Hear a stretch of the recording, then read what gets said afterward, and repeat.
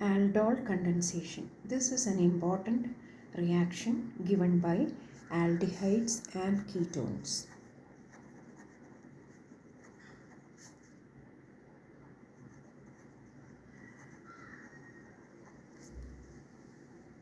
The main criteria is that aldehydes or ketones undergoing this aldol condensation reaction should have at least one alpha hydrogen.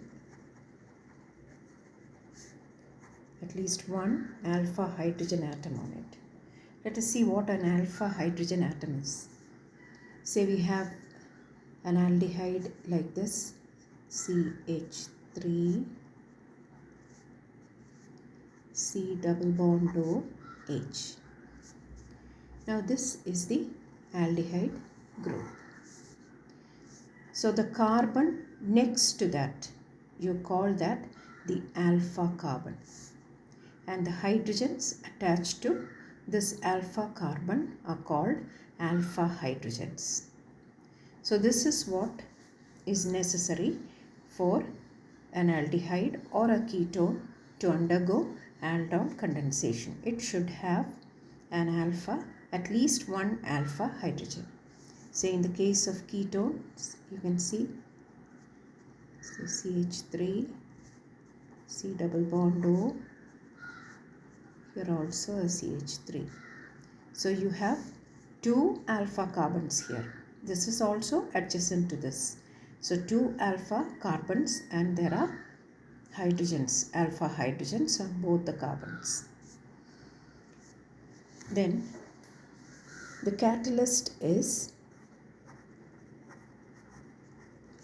dilute alkali. That is, it can be dilute NaOH, dilute KOH, or even barium hydroxide. So in this reaction, that is aldol condensation reaction, two molecules of aldehyde, say we are taking acetaldehyde, CH3, C double bond O, H. We are using that in the presence of dilute NaOH will give you a single product. That is, you will be getting CH3, CHOH, CH2, C double bond O, H. So this is aldol. That is, you can see the aldehyde group here and the alcohol group here. So ald for aldehyde and OL for alcohol. And this will get the preference while numbering. So this is the aldehyde group carbon. This is the carbonyl carbon. The next one is the alpha carbon. And this is the beta carbon. So on beta carbon, you have this hydroxyl group. So you call it a beta hydroxyaldehyde. Beta hydroxyaldehyde. Now this aldol, when it is heated, it will lose a water molecule and it will become an unsaturated product. That is, it will become, say, CH3, CH double bond CH, C double bond O, H. So this is again the carbonyl group's carbon or functional group's carbon. This is the alpha carbon, beta carbon. So this will be an alpha beta unsaturated product, or you call it the aldol condensation product.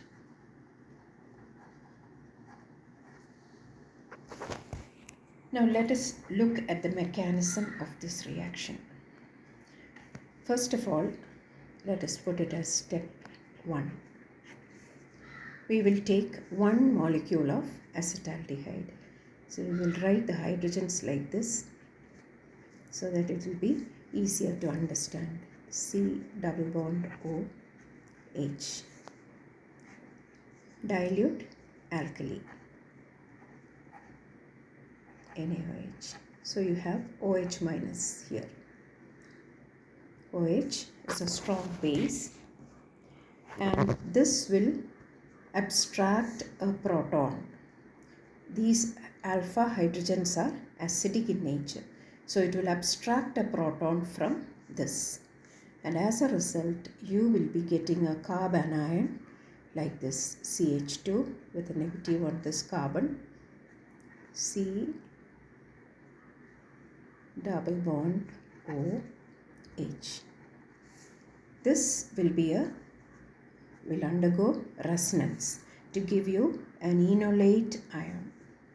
Like say, this will become here and this will be coming here and you will be getting say CH2 double bond CO minus and H. So what is a carbanion and an enolate ion? Enolate ion means you have this negative charge on the oxygen, whereas in the case of carbanion you have negative on the carbon. So an enolate ion will be more, its reactions more predictable, or it will, since the negative is on the more electronegative element oxygen, so this will be more stable. So that is the first step, abstraction of a proton from acetaldehyde molecule. Now what happens is we will bring in the other molecule of acetaldehyde. So that one we will just write as say CH3 C double bond OH, and we will bring in this enolate ion, that is CH2 bond C O minus and H.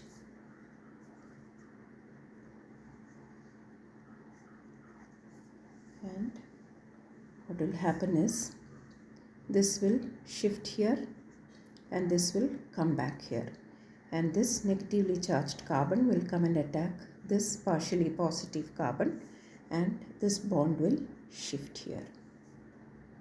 So you will be getting CH3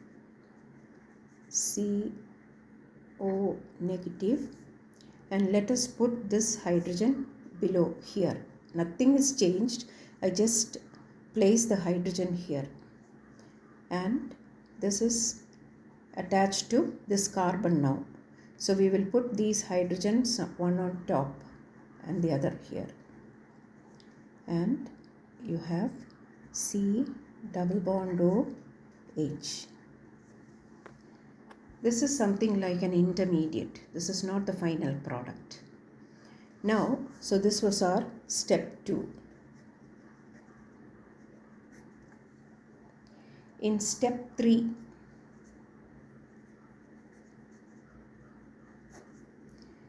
this intermediate, that is CH3 CO minus H and CH H C double bond O H.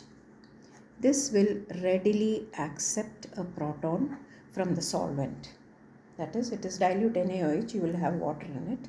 So it will take up a proton from H2O, releasing an OH minus. So this is what was used up in the first step. So that is given back into the solvent or solution. And when this accepts the proton, what will happen? It will become CH3 COH H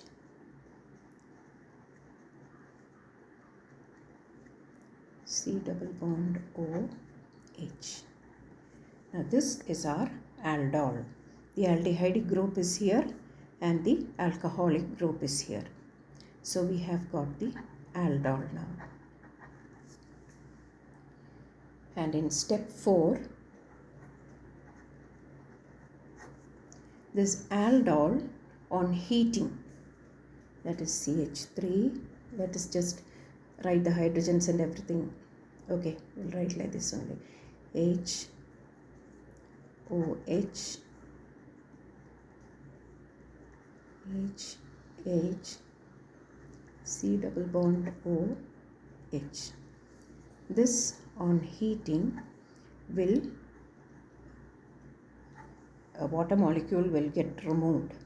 That is, say,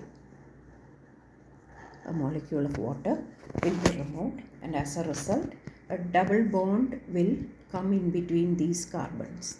So now we can write CH3. This is now CH.